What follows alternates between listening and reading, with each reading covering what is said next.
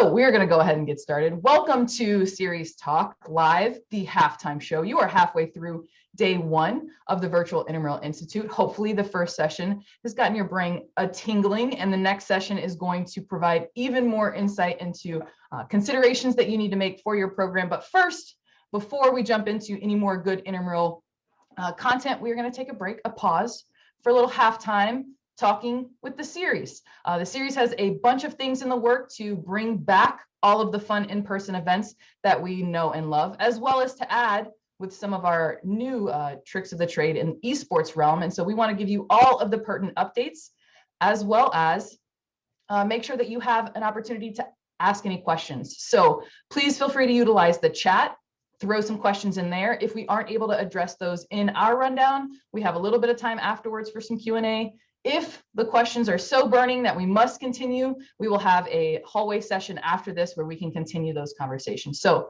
feel free to add in as many questions as you want because we have plenty of time. With that, I would like to welcome you to the first ever all-female led and hosted Series Talk Live segment. We are very excited about that. With me are Stephanie Calhoun and Tori Landron, who are going to give you all the rundown and what you need to know. Before we jump into their sections, we wanted to give you a bit of an update. So there's been some behind the scenes work being done before we can get to the actual events themselves. We have been busy selecting and reaffirming the commitment of those national tournament directors that have tried for the past couple of years now to get some of our events off the ground, and unfortunately were stopped in their tracks by COVID. So some people are returning, some people are new, and we wanted to give you an update of those. So to start with our national soccer directors, almost everyone that we had in leadership positions will be returning. And so we're really excited to have all of their leadership.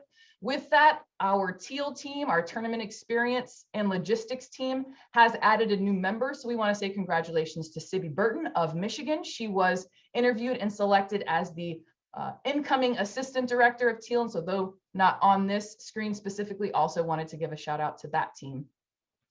With that, the next couple of slides, you will see some asterisks besides names. Those are the new individuals joining for both flag football and basketball at the national tournament level. So a couple of names: Nick White, Gabby Sokol, Mario Rios, Tyler Burrows, and Amanda Alpert all joined the gang for flag football, along with those that are returning in their positions.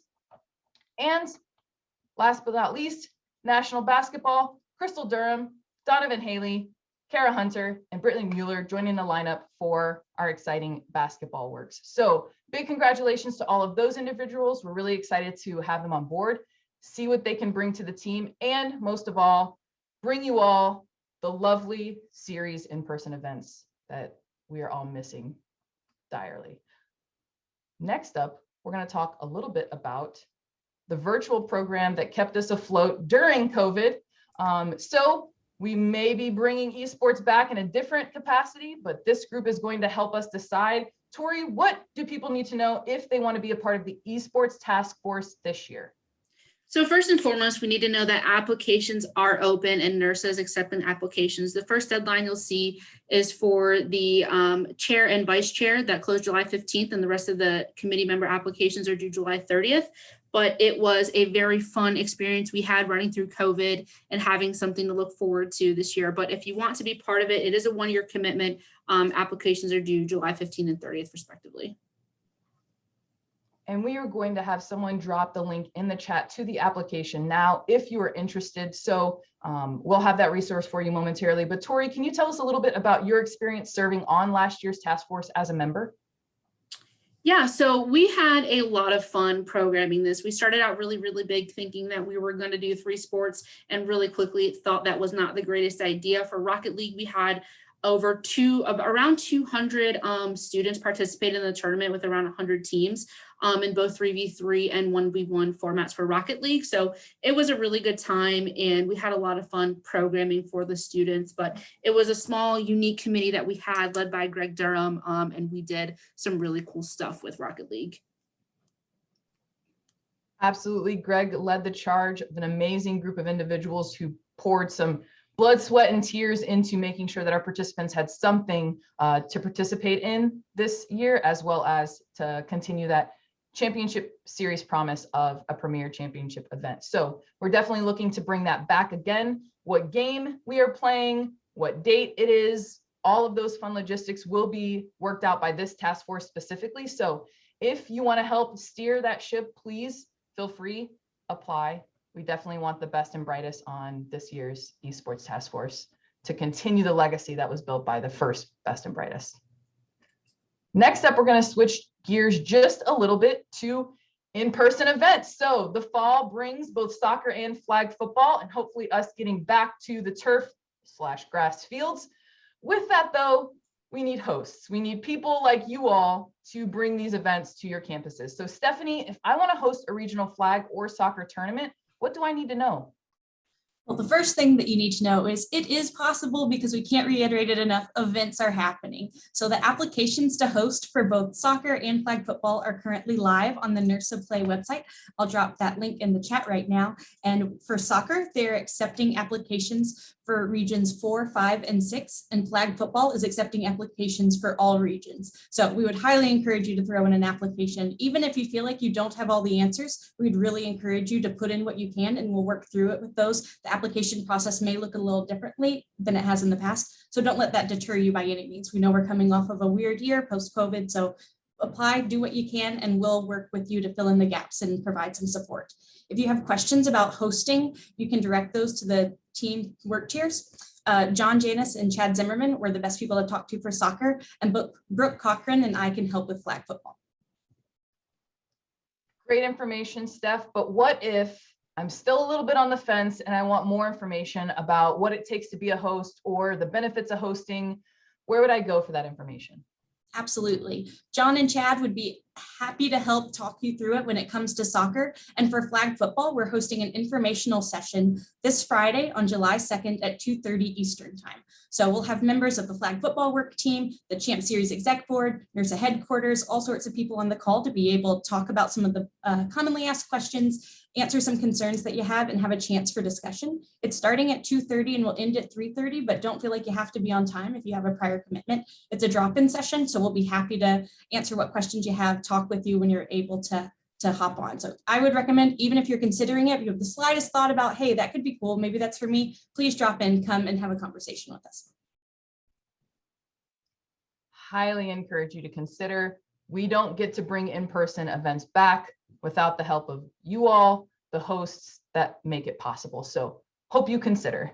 Next up, our series summit. So every year we meet, this year virtually, to bring the minds behind each of the work teams and task force together to brainstorm, to ideate, to set the course for the upcoming year. And so you see on your screen the various work team chairs and vice chairs that are taking charge this year and leading our 10 work teams and our task force, soon to be 2 task forces, through what is going to be our return to in-person events. So want to have a big shout out for these individuals. We spent like 18 grueling hours staring at screens, talking about the ins and outs, the possibilities, what if, how to, all of that fun stuff. And we came up with these 5 focus areas for the upcoming year.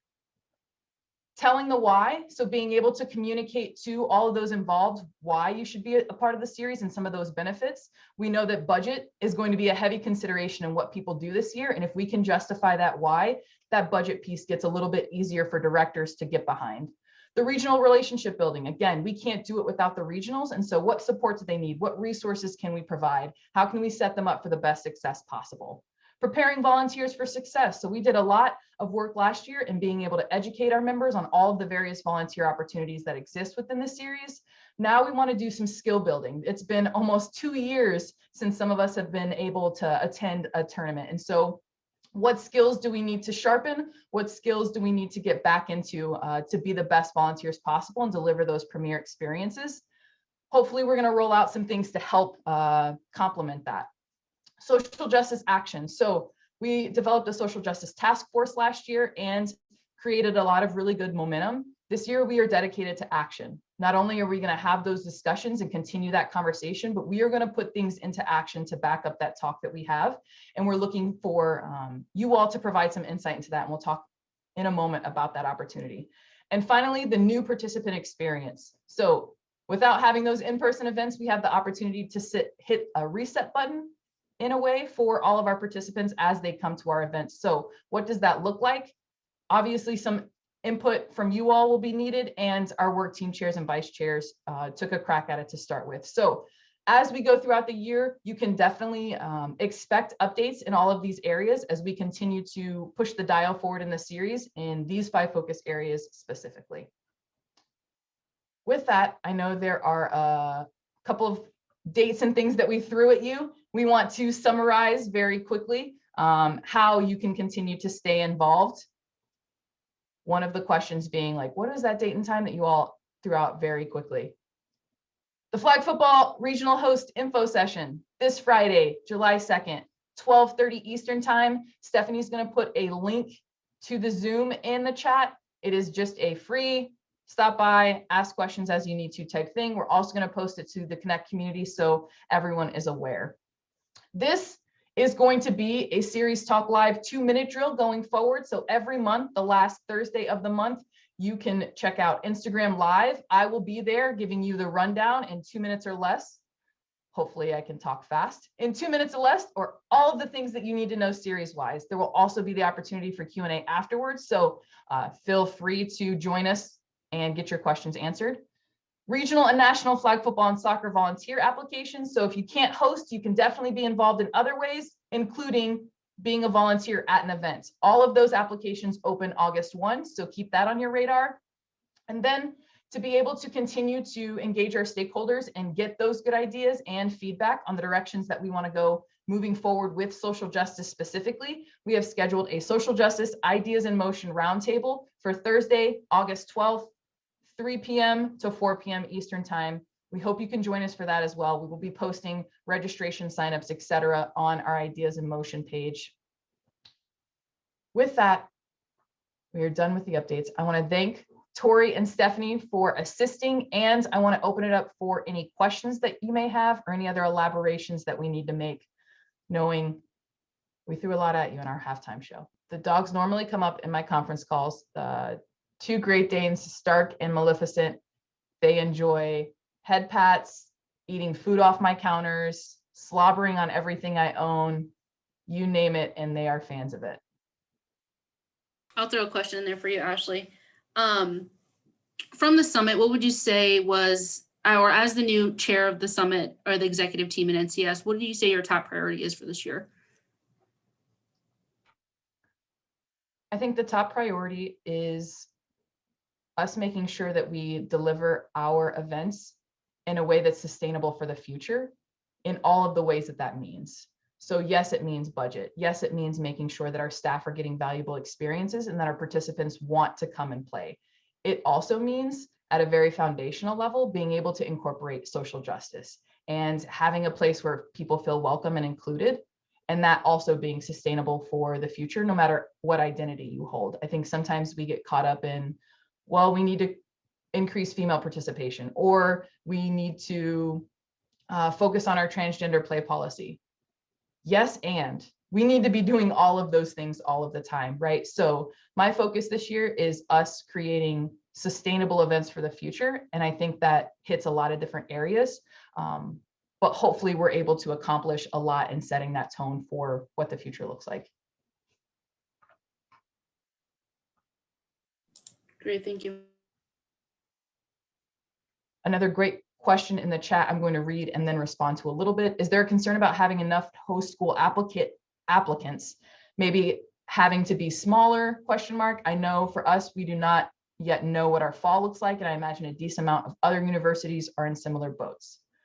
Yes, yes, yes. We have had this conversation kind of ad nauseum of what we do to plan ahead while still providing some guidance with the unknown. Some schools we've talked to, they're planning on hosting regardless of if NERSA has sanctioned regional events or not. Some schools have already committed that even though they've hosted for 30+ years, this is not the year that they're going to be able to do it. And we understand both sides of the coin. And so we're trying to be as creative as possible with offering in-person events while still making sure that we're upholding that expectation, that quality. And so we've talked about downscaling depending on where you are in the country and what the needs are of that regional. We've talked about co-hosting. Can a couple of schools to get together, pool their resources and provide a really good event and it not be as taxing on one staff or one university? So we're really open to all options and being really flexible. And again, not setting our minds in that old box of what a regional has looked like, because we know it will have to adapt and change just like the rest of everything we've done. So I would say nothing's off the table in terms of hosting a regional tournament. And if you have some creative ideas, this is definitely the year to roll them out and try them. So I would encourage you to apply versus not, and then let us help you figure it out.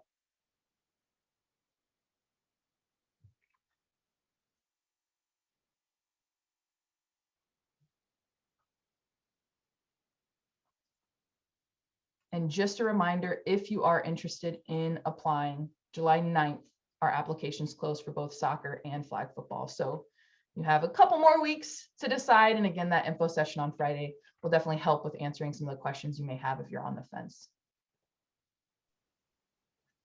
Hey, Ashley, can I throw something out related to the student officials fundraising committee? Absolutely, Drew. We're just kind of getting underway, and we're still looking for one more person, specifically related to marketing and innovation. So if you have a lot of experience or you know somebody, not even just in the competitive sports world, that is great with marketing and social media, so we can reach our stakeholders as we try to fundraise and provide operationally for the Champ Series. Let myself or Kelsey Jones know, and we'd be more than happy to kind of connect you and get you in on what we're trying to do to try to best support the Champ Series and everything going forward, being able to host national flag and basketball. We definitely appreciate the time and interest. Please continue to find ways to be involved in the series this year. We will need everyone's creativity, everyone's skill set to be able to be successful. If you have questions, feel free to reach out to me individually or to any one of our chairs or vice chairs. We have excellent leaders this year that are ready and willing, standing in the wings, waiting to help in whatever way possible. So please do. If you want to continue series related conversations, Brittany just put a link in the chat to the hallway conversation. If you are interested in our panel on pay for play, please stay here. We will commence that in a couple minutes.